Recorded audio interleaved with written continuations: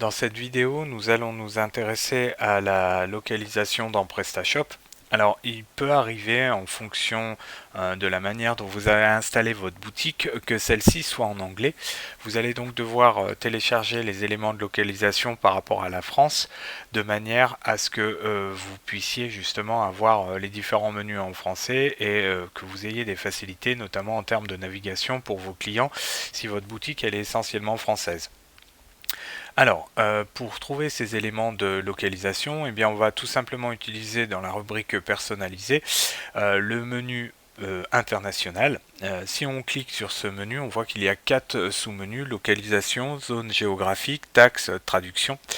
Alors, bien que moi j'ai installé la boutique en français pour les besoins du cours, on se rend compte qu'il peut arriver parfois que même ayant installé la boutique en français, les taxes n'apparaissent pas. C'est le cas notamment ici. Si je clique sur taxes, eh bien vous remarquez qu'il y a 0 taxe et donc par conséquent je serai incapable d'appliquer la moindre TVA sur les produits que je souhaiterais vendre. Donc c'est cette rubrique qui va nous permettre justement, la rubrique localisation pardon, qui va nous permettre de modifier cela dans la mesure où si je clique sur la partie localisation, eh bien je vois que j'ai la possibilité d'importer du contenu, que ce soit en termes d'état, de taxes, de devises, de langue, d'unité de poids, etc., etc. Alors, si on regarde un petit peu au niveau de la langue, on voit bien que ma boutique elle est en français, donc il n'y a pas de souci. Bon, j'ai laissé l'anglais également. J'aurais pu l'enlever, mais je ne voyais pas d'inconvénient à la laisser, donc je l'ai laissé. Même chose en ce qui concerne les devises. On voit que la devise est l'euro, et il y a également le dollar américain, dans la mesure où j'ai laissé comme langue l'anglais. Donc, pour ajouter ce module de taxe, eh bien, je vais tout simplement faire une recherche ici. Donc, je vais rechercher la France et je vais décider d'importer uniquement les taxes.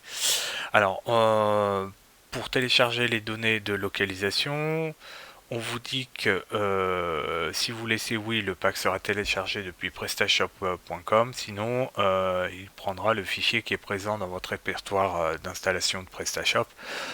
On peut laisser oui.